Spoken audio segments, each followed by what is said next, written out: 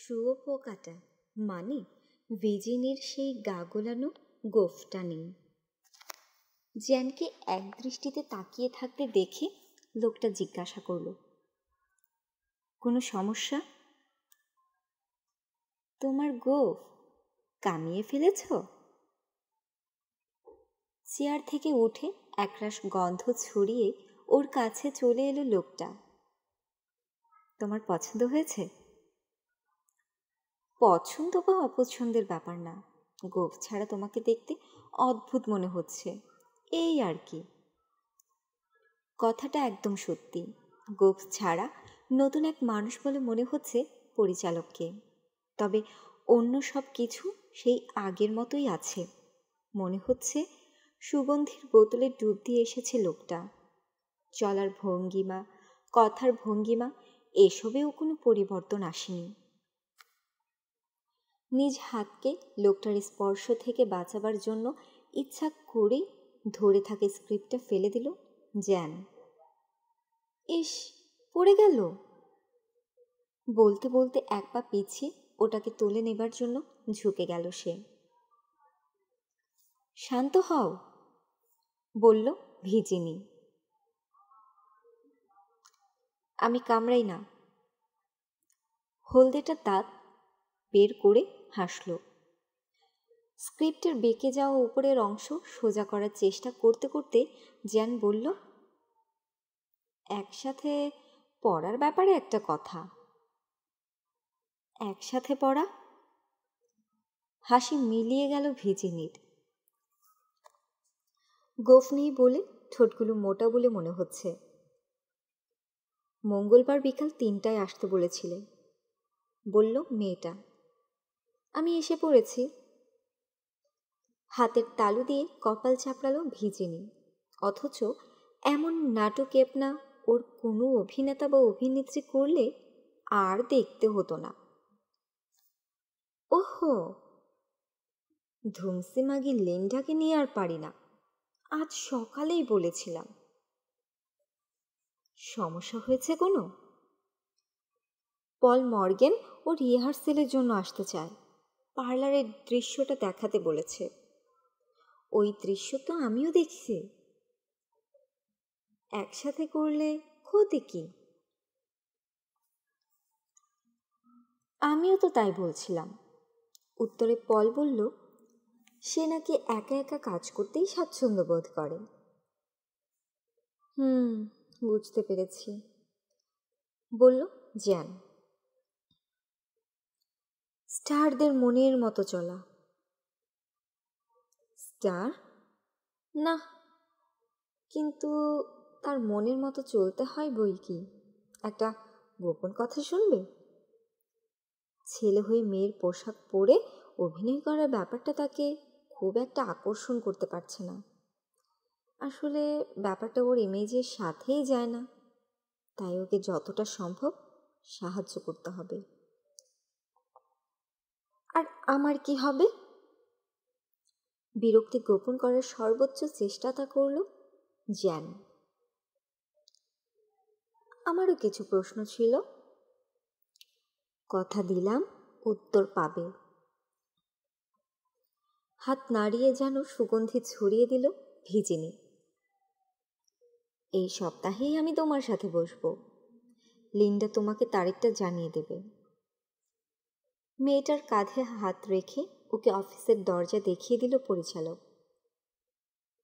বিশ্বাস করো, ক্যামেরার সামনে দাঁড়ানো মাত্রই তোমার সব দুশ্চিন্তা হাওয়া হয়ে যাবে। আমি নিজের অন্তরাত্মাকে বিশ্বাস করি। তোমাকে যখন মেরির চরিত্রে নেই, তখনই বুঝে গিয়েছিলাম যে তুমি আমাকে হতাশ করবে না। বিক্ষিপ্ত, সেই সাথে ক্ষুব্ধ মনে ফিরে চলল জ্যান। পরন্ত বিকেলের আর্দ্র বাতাসে চলতে চলতে মেয়েটা সিদ্ধান্ত নিল আরেকবার স্ক্রিপ্টটা পড়ে দেখবে। কনি অ্যাপার্টমেন্টে নেই, তাই মনোযোগ দিয়ে পড়তেও কোনো বাধা নেই।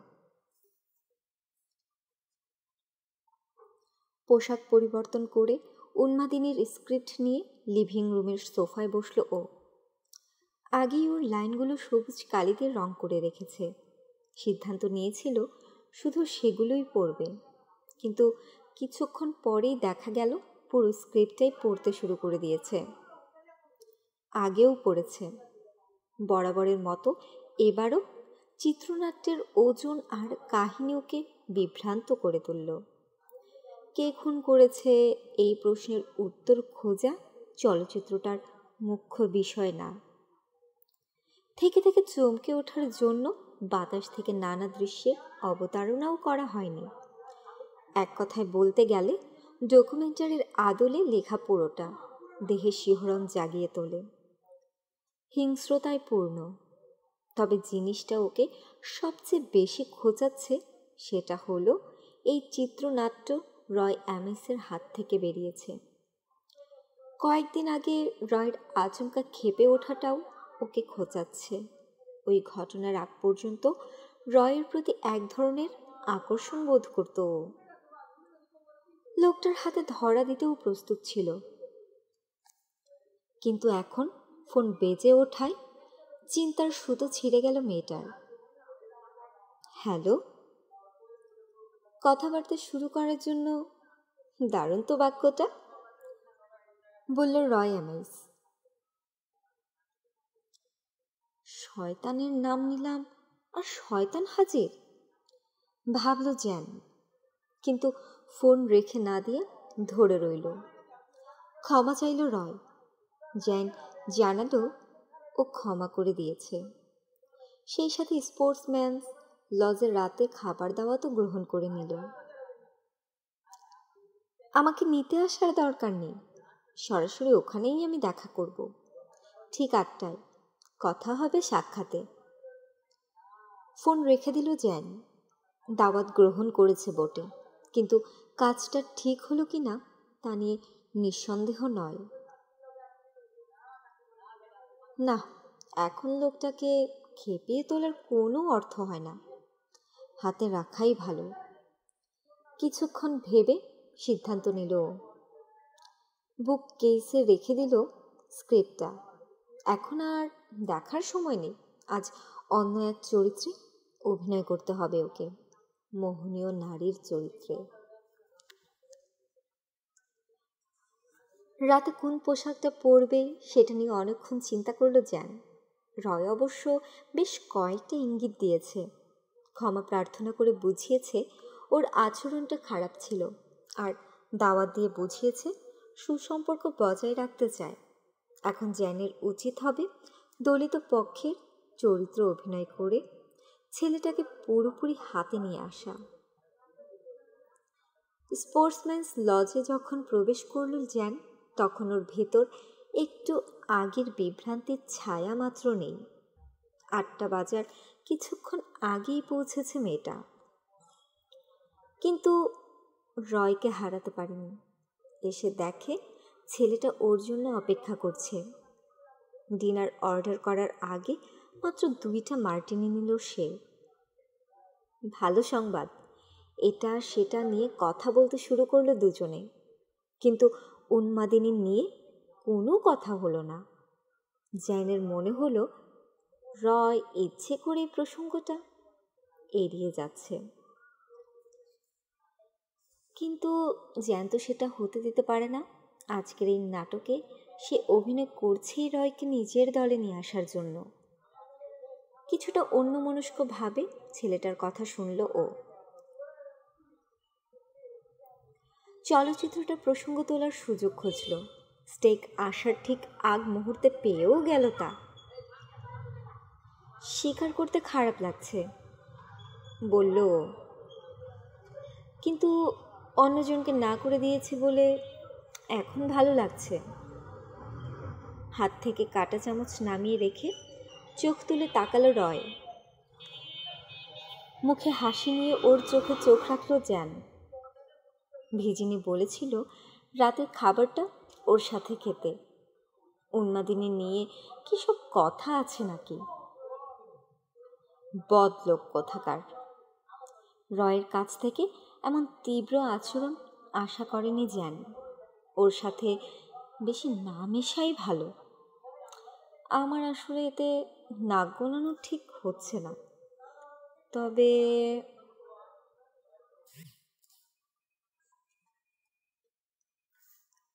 ঠিক বলেছ, আমার ব্যাপারে তোমার নাক গলানো ঠিক না। হাসতে হাসতেই বলল মেয়েটা। আমি জানি লোকটা জঘন্য, কিন্তু সে আমার পরিচালকও বটে। ওকে নিজের দলে টানতে পারাটা নিজের জন্যই ভালো হবে হয়তো। সাবধানে না থাকলে তোমার দলের পাশাপাশি তোমার ভেতরে থাকার চেষ্টাও করবে ভেজিনি, বলল রয়। ওর ব্যাপারে তোমাকে আর কি বলবো? পয়সা না থাকলে এতদিনে জেলে পচে মরতে হতো ওকে। যৌন বিকৃতির সবগুলো ধরনই মনে হয় ওর মাঝে আছে। হিংস্রতা বিজেনির দেহের প্রতিটা কোষে কোষে বাস করে। তোমার চিত্রনাট্যটা পড়তে পড়তে বিড়বিড় করে বলল, জ্যান। আমারও সেই একই শব্দ প্রথম মনে এসেছিল, হিংস্র। লেখার সময় আমার মানসিক অবস্থা ভালো ছিল না। যাক, বাদ দাও না, বলে ফেলো। আমার অবস্থাটা একটু ভেবে দেখো। স্টেক ভর্তি প্লেটটা ঢেলে সরালো রয়। আগেও অনেক ভূতুরে কাজ করেছি আমি, চলচ্চিত্রে না হলেও টেলিভিশনের জন্য তো করেছি। ড্রিসকল সেই জন্যই আমাকে এই কাজের জন্য নিয়েছে। ভ্যাম্পায়ার আর মায়া নেকড়েদের নিয়ে লেখার সময় কোনো অসুবিধা হয়নি আমার। মনে হয়েছে রূপকথার গল্প লিখছি। জানতাম ওই দানবদের আসলে অস্তিত্ব নেই, কিন্তু উন্মাদিনীর ব্যাপারটা আলাদা। ওখানে যা লিখেছি সেসব কিছু আসলেই ঘটেছে। নরমান বেটসের মতো দানবের অস্তিত্ব আছে এই দুনিয়ায়, আমার উপর প্রভাব ফেলেছে। কিভাবে? তুমি তো অভিনেত্রী, ভালো করেই জানো যে কোনো চরিত্রকে সফলভাবে ফুটিয়ে তুলতে হলে সেই চরিত্রে প্রবেশ করতে হয়। কফিতে চুমুক দিল রয়। লেখকও সেই কাজটাই করেন। যে চরিত্রকে নিয়ে লেখেন তার ভেতরে প্রবেশ করেন। স্ক্রিপ্টটা লেখার সময় কিভাবে যেন নরমানে পরিণত হয়ে গিয়েছিলাম আমি। যেভাবে ও ভাবে সেভাবেই ভেবেছিলাম, যেভাবে ভাবে অনুভব করে আমি সেভাবেই ভাবছিলাম, অনুভব করছিলাম। কাজটা সহজ ছিল না, কিন্তু কোনো না কোনোভাবে কাজগুলো ঠিকভাবেই করেছি। একটা কথা তোমাকে বলি, মন দিয়ে শোনো। নরমানের মাথার মতো ওই জঘন্য জায়গাটায় প্রবেশ করার পর মুহূর্ত থেকেই আমার মাঝে কেবল একটা চিন্তাই কাজ করেছে,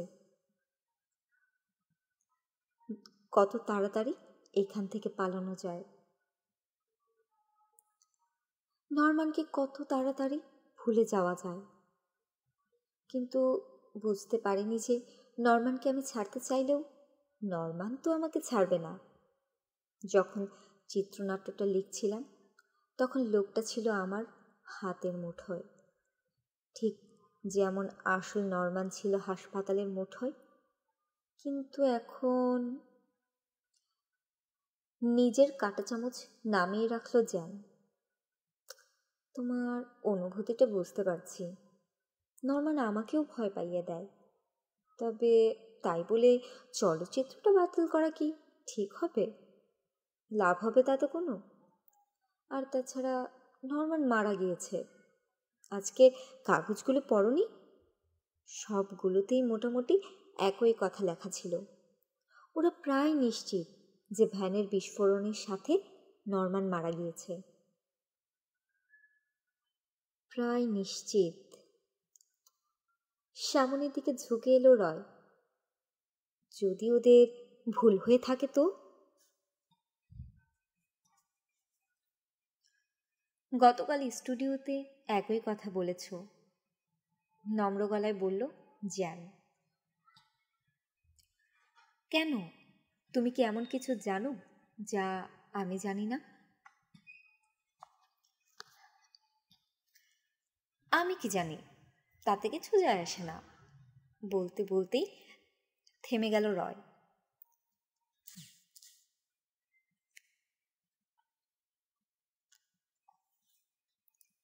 জ্যানের মনে হলো হঠাৎ করে কেমন যেন পরিবর্তন চলে এসেছে ছেলেটার মাঝে।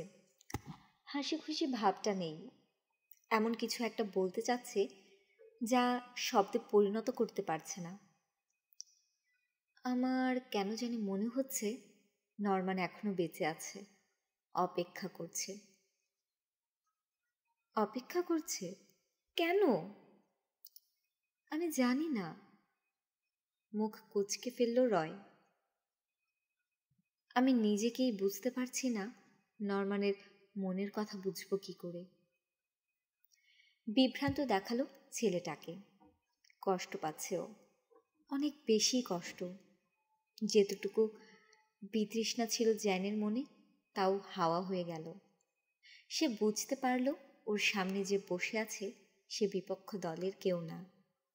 এ এমন এক ছেলে যে মানসিক টানাপোড়েনে প্রতি মুহূর্তে ছিন্ন বিচ্ছিন্ন হচ্ছে। হেসে উঠল জ্যান। ভাবল এই মুহূর্তে হাসির মাধ্যমেই ছেলেটাকে সহজ করা যাবে।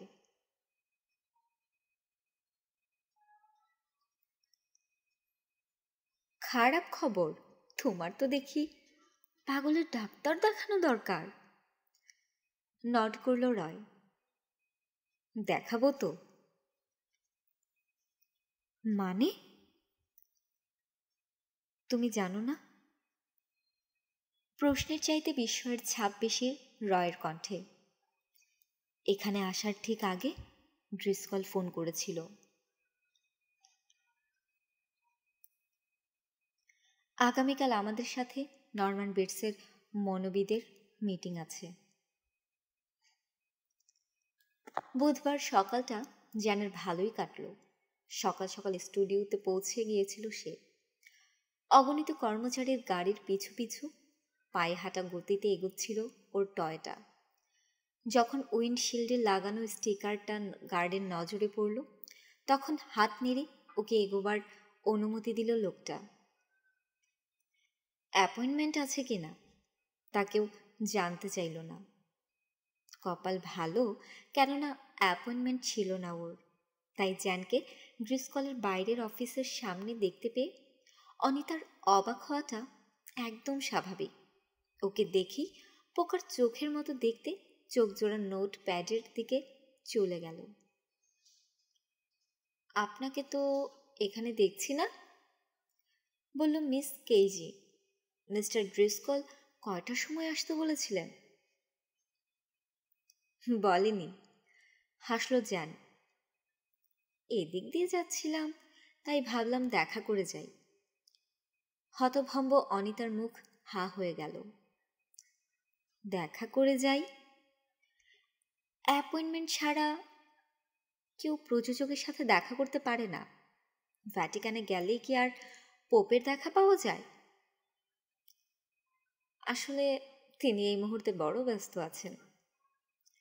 কিছুক্ষণ পর সেক্রেটারি বলল,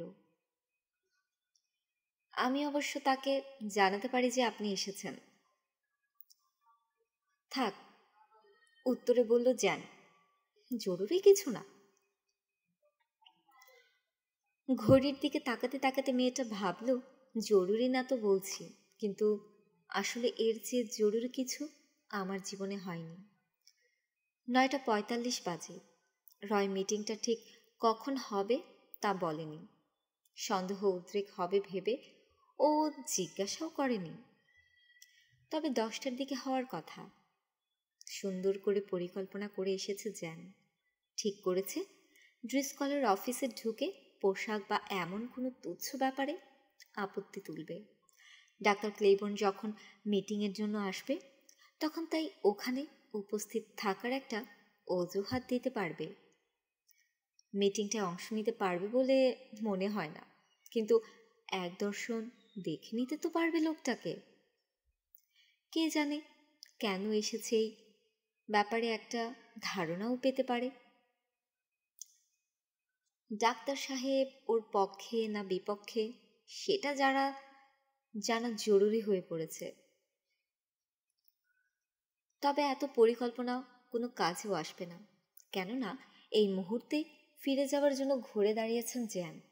হঠাৎ অনিতা পেছন থেকে ওকে ডেকে বসল, মিস হারপার। বলুন। আমার একটা উপকার করবেন? আমার একটু বাইরে যাওয়া দরকার। কিন্তু মিস্টার ড্রিসকল ডেস্ক ছেড়ে যাওয়াটা পছন্দ করেন না। গেলে অন্তত যেন ফোন কল ধরার মতো কেউ থাকে, সেই ব্যবস্থা করে যেতে হয়।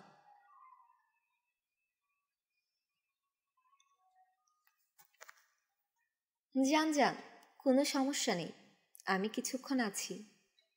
ধন্যবাদ বলে তাড়াতাড়ি উঠে দাঁড়ালো সেক্রেটারি।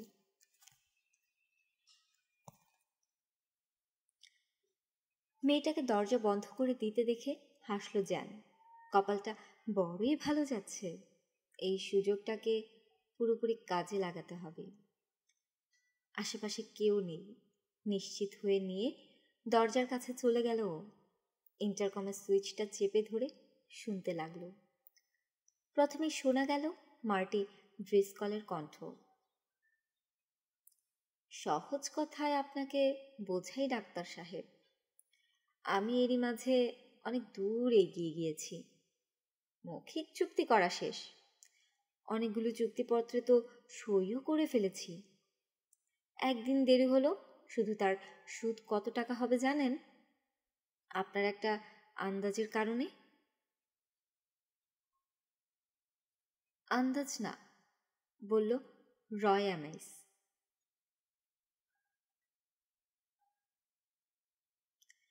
পেশাগত মতো বললেই ভালো হয়। ডাক্তার স্টাইনারও তো একজন মনোবিদ নাকি? তিনি তো তোমাদের সাথে একমত না, পুলিশও না। ওদের কথা বাদ দাও, এই মানুষটা সরাসরি নরমান বেটসের থেরাপিস্ট ছিল। কেউ কিছু বুঝতে পারলে ইনিই পারবেন। নিজের গাঁটের পয়সা খরচ করে ডাক্তার সাহেব আমাদেরকে সাবধান করতে এসেছেন। আমি সেজন্য কৃতজ্ঞ, কিন্তু এখন তর্ক করে লাভ নেই। দেখুন ডাক্তার সাহেব, আপনার সময় নষ্ট করার জন্য আমি দুঃখিত। হয়তো পুরোপুরি নষ্ট হয়েছে বলাটা ঠিক হবে না। জর্জ ওয়ার্ড বিড়বিড় করে বলল, আমরা তো এমনিতেই রয়কে ফেয়ারভিলে পাঠাতে চেয়েছিলাম, তাই না? হ্যাঁ, কিন্তু স্টাইনার না করে দিয়েছিল। স্টাইনার লোকটার সাথে কথা বলে লাভ কি? আমাদের দরকার ছিল আসলে ডাক্তার ক্লেইবর্নকে, আর তিনি নিজে এসে হাজির হয়েছেন। কয়েকদিনের জন্য না হয় আমরা ওকে পরামর্শক হিসেবে দেখে নেই। দারুণ বুদ্ধি দিয়েছ, ড্রিসকল বলে উঠল। চিত্রনাট্যটাও নিখুঁত হবে, আবার ছবিটার বিজ্ঞাপনও। আপনার চলচ্চিত্রে বিজ্ঞাপন করার জন্য আমি আসিনি। ভরাট কণ্ঠস্বরটা ডাক্তার ক্লেইবর্নের না হয়ে যায় না। আমি এসেছি আপনাদেরকে সাবধান করে দেবার জন্য। প্রেস এই ব্যাপারে আমার যে কথাটা শুনতে পাবে তা হলো এই চলচ্চিত্র বানানো একটা বিশাল বড় ভুল হতে যাচ্ছে। লোকটা কোন দলে আছে তা জেনের কাছে পরিষ্কার হয়ে গেল। ইন্টারকমের সুইচ ছেড়ে দিল ও। যদি আসলেই ক্লেইবর্ন প্রেসের সামনে অমন কথা বলে তাহলে খবর আছে। পেছন থেকে পায়ের শব্দ ভেসে এলো, সম্ভবত অনিতা ফিরে আসছে। কিছু করতে চাইলে এখনই করতে হবে। ব্যক্তিগত অফিস ঘরের দরজাটা একটানে খুলে ফেলে ভেতরে প্রবেশ করলো জ্যান। ভেতরের সবাই অবাক হয়ে ওর দিকে তাকিয়ে রইল। তার মুখের হাসিটা সবার জন্যই, কিন্তু নজর পড়ল ড্রিসকলের ডেস্কের সামনে দাঁড়িয়ে থাকা লম্বা লোকটার দিকে। ওই লোকটাই ডাক্তার ক্লেইবর্ন। হাই, বলল জ্যান। বিরক্ত করলাম না তো? কি চাই? গর্জে উঠল ড্রিসকল। আমরা একটা মিটিংয়ে আছি। শুনলাম মানে? ড্রিসকলের রাগ পাত্তাই দিল না জ্যান। কে যেন ইন্টারকমের সুইচটা চালু করে রেখেছে।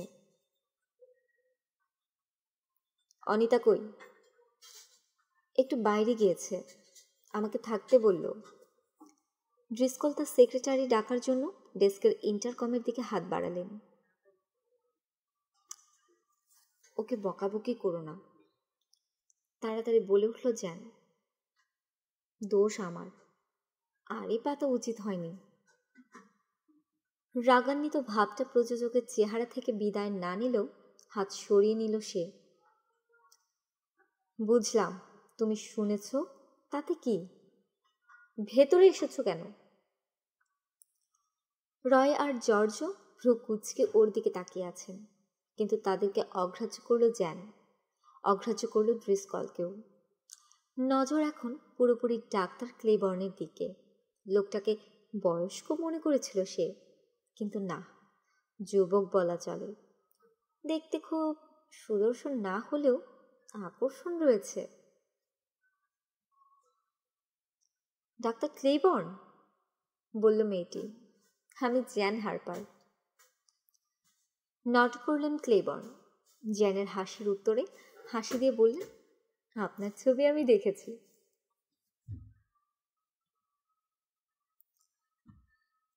তুমি করে বলবেন, তাহলে তো জানেন যে আমি মেরি ক্রেনের চরিত্রে অভিনয় করছি। কি হচ্ছে এসব? আবারও গর্জে উঠল ড্রিসকল। জরুরি কিছু বলার না থাকলে? বলার আছে। লোকটাকে থামিয়ে দিল জ্যান। আমার আপনার সাহায্য দরকার। সাহায্য? ক্লেবর্নকে দেখে মনে হলো বোকা বনে গিয়েছেন। কিরকম সাহায্য? কি সমস্যা তোমার? কি না কে? আপনি আমার সমস্যা। বুঝতে পারলাম না। ছবিটার ব্যাপারে কথা বলছি। আপনার সাহায্য আমার না, আমাদের সবার দরকার। আমি তো এ ব্যাপারে আমার মনোভাব আগেই বলে দিয়েছি। শুনলাম, কিন্তু আপনার মনোভাব পাল্টাতে হবে। কেন? কেননা এই ছবিটাকে দিনের আলো দেখাতেই হবে। জ্যান এখন পরিস্থিতি বুঝে কথা বলতে শুরু করেছে। আপনি কি চিত্রনাট্যটা পড়েছেন? না, পড়িনি। জোরালো কণ্ঠে উত্তর দিল। নজর নিচের দিকে সরিয়ে নিলেন ক্লেবর্ন। এরকম একটা সুযোগের অপেক্ষাতেই ছিল জ্যান। চেপে ধরল তাকে। তাহলে পড়ে নিন। অসাধারণ লিখেছে রয়। চোখের কোণা দিয়ে সে দেখতে পেল ড্রিসকল আর জর্জ কোনো কথা না বলে শুধু শুনছে। এখন ওই দুজনের কেউ ওকে বাধা দেবার চেষ্টাও করবে না। পরিস্থিতি পুরোপুরি জ্যানের দখলে। আমি লেখনীর কথা বলছি না, বলছি এতে ভাব অন্তর্নিহিত আছে, তার কথা। আর 10টা হরর ছবির মতো না এটা। এখানে নরম্যানকে দেখে মনে হবে সেও অন্য সবার মতোই মানুষ। আমাদের মতোই তার আশা, আকাঙ্ক্ষা, ভয় আছে। কিন্তু এমন এক বাতিক ওকে পেয়ে বসেছে যার হাত থেকে ছাড়া পাচ্ছে না। ও যা করেছে তা অবশ্যই ভয়ানক, কিন্তু কারণটা সুন্দর করে ফুটিয়ে তোলা হয়েছে ছবিতে। দেখা শেষ হলে দর্শক উপলব্ধি করতে পারবে নরম্যান বেটসও অন্যদের মতোই এক ভিকটিম, আমাদের সামাজিক ব্যবস্থার ভিকটিম। ডাক্তার ক্লেবর্ন হাসছিলেন। অসাধারণ এক বক্তৃতা দিলে। কবার প্র্যাকটিস করে এসেছ? একবারও না। নিষ্কম্প চোখে তার দিকে তাকিয়ে সত্য কথাটা বলল জ্যান। প্র্যাকটিস করে আসলে আপনাকে অন্য কিছু বলতাম এই ছবিটা আমার জন্য কত জরুরি। শত শত মানুষের চাকরি এর সাথে জড়িয়ে আছে। কিন্তু এক মুহূর্ত অপেক্ষা করল জ্যান। শব্দগুলো যেন আপনা থেকে ওর মুখে এসে ধরা দিচ্ছে, কিন্তু এই ছবিটার আবেদন অন্য জায়গায়। আপনি একজন ডাক্তার, নরম্যানকে কাছ থেকে দেখেছেন। ওর সমস্যাগুলো আপনার চাইতে ভালো আর কেউ জানে না। আপনি কি চান না মানুষ, আমি, আপনি, আমরা একবারের জন্য হলেও সেই সমস্যাগুলো উপলব্ধি করি, বোঝার চেষ্টা করি। উপায়টা কিন্তু আপনার সামনেই রয়েছে। চিত্রনাট্যটা পড়ে দেখুন, কোথায় কি ভুল হলো সেটা আমাদেরকে বলুন, যেন আমরা সারা বিশ্বকে আসল নরম্যানের সাথে পরিচয় করিয়ে দিতে পারি। আমাদের জন্য না করতে চাইলে অন্তত নিজের জন্য, আপনার রোগীর জন্য করুন। ইতস্তত করলেন ডাক্তার ক্লেইবর্ন। প্রথমে মনে হলো বিরুদ্ধাচারণ করবেন, কিন্তু হার মেনে নিলেন। ঠিক বলেছ, কিন্তু ব্যাপারটা এত সহজ না। আমি এখানে উপস্থিত সবাইকে বোঝাতে চাইছিলাম যে নরম্যান বেটস এখনো বেঁচে আছে, আর তাই এই ছবিটা করা হবে সবার জন্য বিপজ্জনক। আমি একমত, বলল রয়। দেখো জেন, আমিও একমত। ছেলেটাকে কথা বলার সুযোগ দিল না ও। কিন্তু মিস্টার ড্রিসকল সিদ্ধান্ত নিয়েছেন যে কাজ চালিয়ে যাবেন। সেজন্য আমাদের আরও বেশি করে ডাক্তার ক্লেইবর্নকে দরকার। আবারও লম্বা যুবকটার দিকে ফিরল জ্যান। নিজের কথা বলুন। যদি আপনি ঠিক হন, যদি নরম্যান বেটস এখনো বেঁচে থাকে, তাহলে আপনাকে পাশে পেয়ে আমি নিরাপদ বোধ করব। এক মুহূর্ত চুপ করে রইলেন ক্লেইবর্ন। এরপর যখন মুখ খুললেন তখন কথা বললেন জর্জ ওয়ার্ডকে উদ্দেশ্য করে। আমি রবিবার পর্যন্ত ফাঁকা আছি। পরামর্শকের কাজটা একটু বুঝিয়ে দিন তো।